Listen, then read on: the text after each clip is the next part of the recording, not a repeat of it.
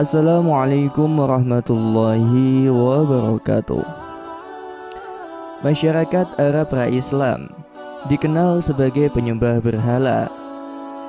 Namun di tengah gelapnya paganisme itu ada segelintir di antara mereka yang mencela perbuatan tersebut.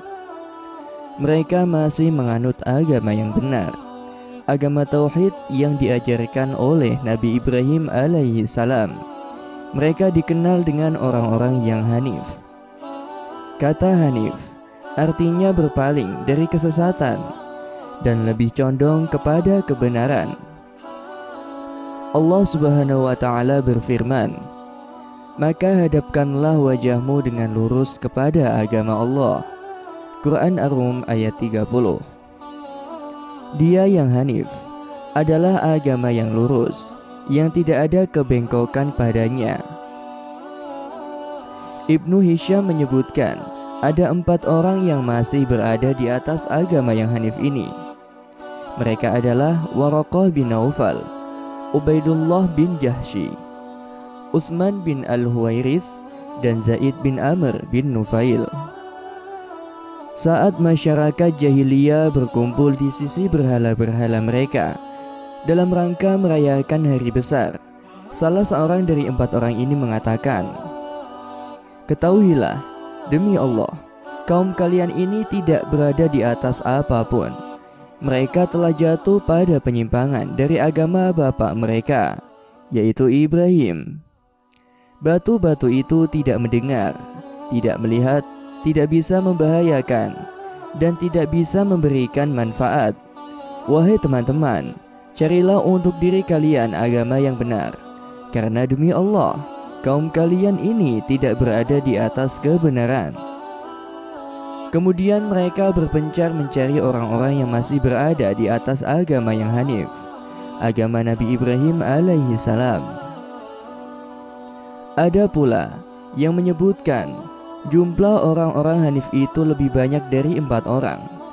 Sebagian sumber sejarah menyebutkan nama-nama mereka adalah Qis bin Sa'idah Al-Iyadi, Zaid bin Amr bin Nufail, Umayyah bin Abi As-Silat, Arbab bin Raib, Suwaid bin Amir Al-Mustalqi, As'ad Abu Ka'b Al-Humairi, Waqi' bin Zuhair Al-Iyadi, Umar bin Jundub Al-Juhani, Adi bin Zaid Al-Adawani, Abdul Tanahah bin Tha'lab bin Barab bin Kuda'ah, Ilak bin Syihab At-Tamimi, Multamis bin Umayyah Al-Kinani, Zuhair bin Abi Salma, Khalid bin Sinan Al-Abasi, Abdullah Al-Quda'i, Ubaid bin Al-Abras Al-Asadi, dan Ka'ab bin Lu'ay bin Ghalib. Mereka semua berpendapat bahwa agama kaum mereka bukanlah agama asli nenek moyang. Agama yang benar adalah agama yang dibawa oleh Nabi Ibrahim alaihi salam. Oleh karena itu, mereka mencari-cari sisa ajaran ini. Mereka juga menunggu kedatangan seorang Rasul yang akan Allah utus untuk mereka. Pemikiran ini tersebar di sejumlah masyarakat Arab, walaupun ujung dari pencarian mereka berbeda-beda, seperti Zaid bin Amr bin Naufal yang wafat dalam keadaan belum menemukan apapun. Ia tetap berada di atas agama yang hanif, dengan sebatas yang ia ketahui. Ada lagi yang membaca kitab suci Nasrani, seperti Waraqah bin Naufal. Tentu, kitab Nasrani belumlah mengalami perubahan ekstrim seperti sekarang ini. Waraqah wafat sebelum Nabi Muhammad diutus, dan di antara mereka terus berada di atas agama yang hanif hingga datangnya agama Islam. Lalu mereka memeluk Islam, seperti Ubaidullah bin Jahsy. Masa jahiliyah telah berlalu, terhapus dengan diutusnya Nabi Muhammad SAW. Banyak orang menyangka masa ini adalah masa kegelapan yang merasuki semua lapisan masyarakat Jazirah Arab. Kerusakan akhlak, rendahnya moral, kehidupan yang barbar dengan berlakunya hukum rimba. Itulah yang orang kira tentang mereka. Jika Anda menyangkakan yang sama, maka Anda belum mengenal utuh siapa mereka. Allah Subhanahu wa ta'ala mengutus Rasulnya yang terakhir di bumi Arab di tanah Mekah yang kering, bukanlah tanpa hikmah dan alasan. Bukan juga karena moral mereka curam menukik dibanding masyarakat belahan dunia lainnya. Masyarakat Arab jahiliyah memiliki sifat mulia namun tidak tepat guna, sifat yang nilai aslinya luhur namun tidak mendapat petunjuk dan arahan. Oleh karena itu, Rasulullah SAW bersabda, "Sesungguhnya aku diutus untuk menyempurnakan akhlak-akhlak mulia." Hadis riwayat Ahmad. Inilah permata di masa jahiliyah. Permata bukan dalam arti materi sebenarnya, ia adalah sifat mulia. Permata yang terkubur oleh debu-debu syirik dan khurafat. Permata yang melegam hilang cahayanya karena terbakar ego yang tak terarah. Permata yang menjadi alasan manusia terbaik diutus di sana. Sebelum berbicara tentang sifat unggul masyarakat Arab calon pengusung wahyu ini, singkirkan dulu noda-noda pengaruh media yang selalu menyudutkan mereka. Hapus dulu stigma-stigma negatif yang mengarat karena hembusan korosi media yang tidak jujur. Setelah hal itu netral, barulah simak kisah ini dan persilahkan akal yang telah merdeka itu menimbangnya sendiri. Di masa jahiliyah terjadi perselisihan antara dua kabilah, yaitu kabilah Bakr dan Taghlib. Perselisihan ini menelurkan sebuah perang yang dikenal dengan nama Perang Al-Basus. Perang Al-Basus berlangsung lama hingga 40 tahun. Usai keributan yang panjang, anak-anak muda telah menjadi tua dan remaja. Di masanya mungkin tidak tahu lagi apa pangkal masalahnya.